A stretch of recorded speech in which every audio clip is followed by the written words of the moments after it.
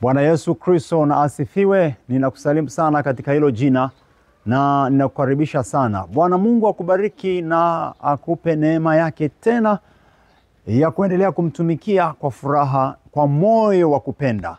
Ninaomba nije tena nikukumbushe mpendwa mtu wa Mungu kwamba tunayo kazi ya injili ambayo Yesu Kristo alituachia.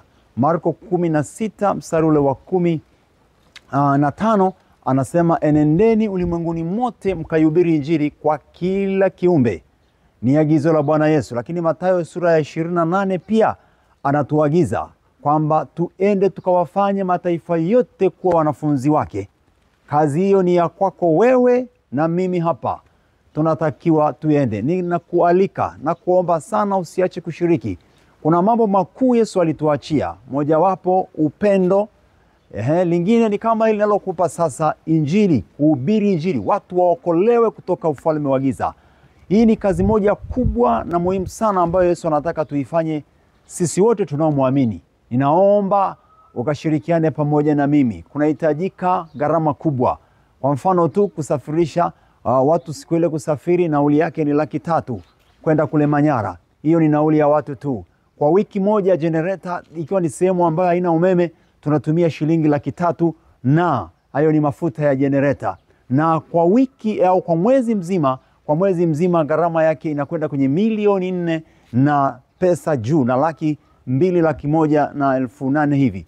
Kwa mwezi mmoja ni 4,000,000 huduma hiyo. Kwa hiyo ni huduma ambayo inakuhitaji sana wewe kwa maombi yako, mali zako, fedha zako na kila kinachowezekana ili injili ihubiriwe. Watahubiriwaje wasipopelekwa? Anasema katika Warumi, inatupasa kupelekwa.